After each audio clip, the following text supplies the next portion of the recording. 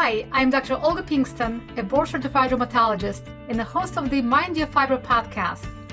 This podcast is dedicated to fibromyalgia. I discuss up-to-date information about fibro, its treatment, the biology and psychology of the fibromyalgia. I cover the pain science education, the complementary and alternative methods available to you now to improve your symptoms. There are a lot of things that influence development of fibromyalgia, trigger fibro flares, and produce other symptoms like IBS or irritable bowel syndrome, depression, and anxiety, and none of them are your fault. In the Mind Your Fibro podcast, you will learn how and why fibro develops, how chronic pain changes your brain, and most importantly, that you're not alone in the struggle, that fibro is real, and how to not let fibro control your life. This podcast provides information only and does not provide any medical or psychological services or advice. Well, welcome back to the Mind Your Fibro podcast, episode number 12. Today we're talking about body-mind techniques known to alleviate neuroplastic pain. As I explained in the previous episodes, because pain involves both the mind and the body, mind-body therapies may have the capacity to alleviate pain by changing the way you perceive it. If you've been in pain for a while, your brain may have rewired itself to perceive pain signals even after the signals aren't being sent anymore. We also talked about the fear-pain cycle and the effect of stress on your pain and general health. Many are familiar with the benefits of meditation, breath work, mindfulness, yoga, positive thinking, massage, grounding, dance, sensation awareness work, etc. The body-mind techniques, also called somatic techniques, guide patients to focus on their underlying physical sensations. Somatic work is a great addition to traditional psychotherapy. In the previous episodes, I discussed some basics of the cognitive approaches involving thoughts, feelings, beliefs, and cognitive stress responses. I recommend doing both cognitive and somatic work to help alleviate pain and other fibro symptoms. Here's why. Cognitive approach, cognitive behavior therapy as a classic example, focuses on how thoughts influence emotions and behaviors. Top-down approach. It helps identify distorted cognitive beliefs and maladaptive behaviors and replace them or create more adaptive self-beliefs and behaviors. It relies on insight and behavior change. Somatic approaches focus on how the body influences thoughts, emotions, and behaviors. Bottom-up approach. They help people become aware of body sensations and procedural memories. They target underlying dysregulation in the nervous system that causes or maintains symptoms. They help create greater control over symptoms and unconscious dynamics. Somatic work relies on body awareness and physiological regulation. Because our thoughts influence feelings and actions, and our body sensations such as pain and other symptoms can influence our thoughts, the combination of both psychotherapy such as CBT or coaching as well as somatic work will produce the most significant benefit to patients with neuroplastic pain and other central sensitization symptoms. Several somatic techniques help specifically well patients with pain and trauma. Somatic experiencing developed by Dr. Levine is a method that works to release the stored energy and turn off this threat alarm that causes severe dysregulation and dissociation. Another method, used more recently, focusing more on pain but can be used on other symptoms, is part of the pain reprocessing therapy, led by Alan Gordon and Dr. Howard Schubner, who use a technique called somatic tracking. I like somatic tracking because it is easy to use and effective. Other body-mind work may be a good addition, like yoga and meditation, but they typically require preparation, like setting aside time, finding a class or video. Somatic tracking, once mastered, can be easy to use. It is quick and flexible. I use it with my patients and also teach them how to use it. Somatic tracking combines mindfulness, fear reduction while utilizing positive experiences. The ultimate goal is to look and experience pain and other symptoms through a lens of safety, reducing the nervous system activation and rewiring the pain-fear connections. Learn how to reinterpret the sensations your body produces, such as pain and other symptoms, that start being processed in the primitive brain and connect these sensations to the thinking brain. You want to start seeing these sensations not as danger signals that activate the nervous system into a fight or flight response, but as a safe signals. One condition that must be true for somatic tracking to work, you and your brain need to be on board that your pain is neuroplastic or incorrectly wired in the brain. If you have questions about neuroplastic pain, please go to previous episodes.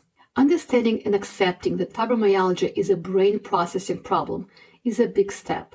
Accepting that there is no structural damage, that the brain incorrectly processes pain, opens the possibility of you getting better. It will change the messaging in your brain and nervous system from one of fear and danger to safety and hope. If you continue holding on believing that your symptoms are due to tissue damage, that there is something structurally wrong with your body as the cause of your problems, your brain will never get out of the cycle of danger and overprotection. If you embrace the fact that the brain can make mistakes, that it can misinterpret safe signals from your body as they were dangerous ones, you can start the process of rewiring the brain. There are 3 steps to somatic tracking. Mindfulness. This fancy word means that you focus on being aware of what you're sensing and feeling in the moment without interpretation or judgment. So your goal is to pay attention to pain or other fibro symptoms without fear or judgment. Just be aware of your pain and other sensations.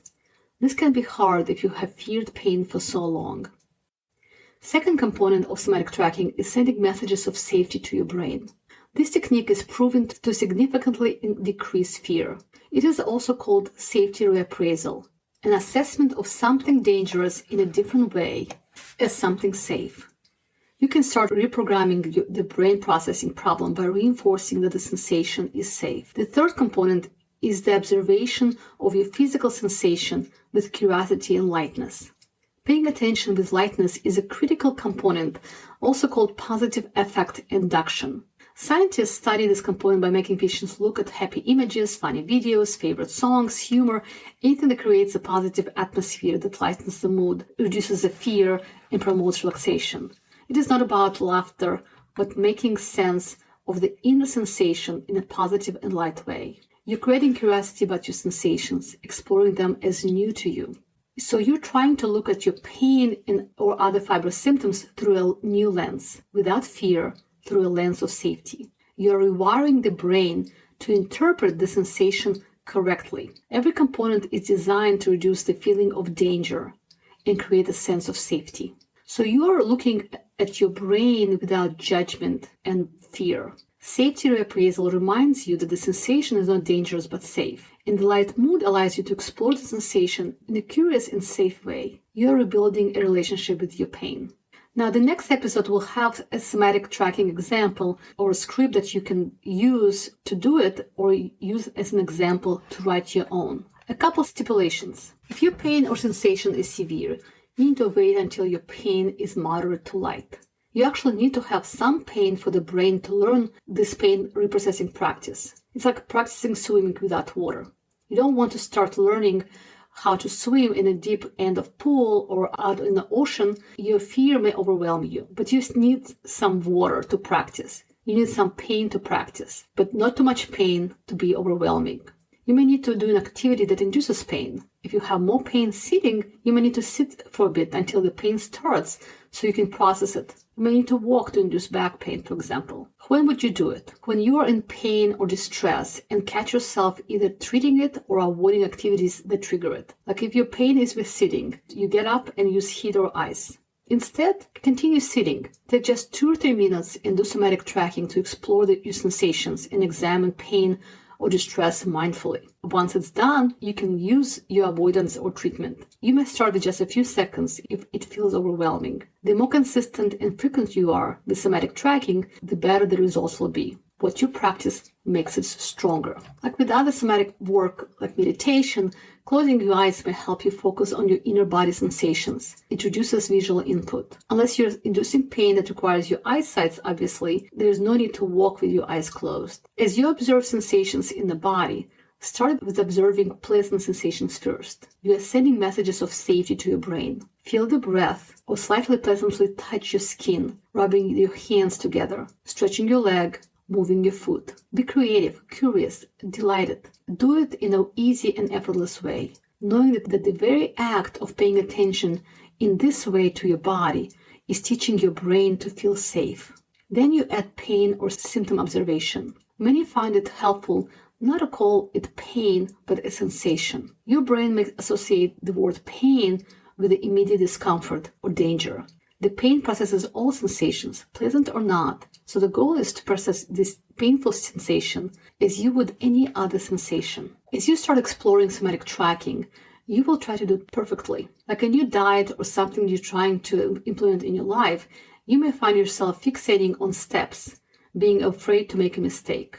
It will not promote a light mood. It may stress you out. Also, trying to observe pain because you had pain for a long time may lead to additional stress. If you're trying to follow your pain, learn your sensation like a school teacher grading a term paper with intensity and laser focus, looking at every spelling mistake, missing comma or grammar, you will not achieve the positive effect.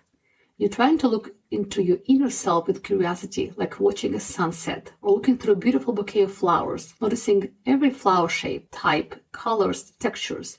You are appraising pain through a lens of safety, without fear and judgment. Also, if you're trying really, really hard for the pain to go away, it will not. It's like telling you not to think of the color red. All you will think is color red.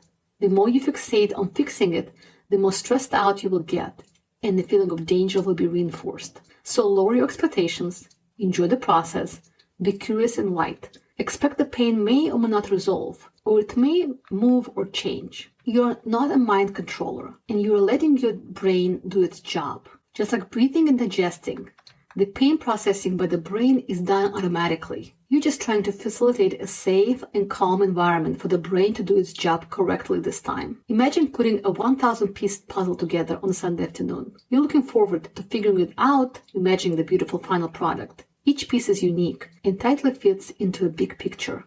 If someone stands next to you, yelling to do the puzzle faster, better, what's taking you so long? Will you enjoy the puzzle? Will you put it together faster? The healing process will be a journey.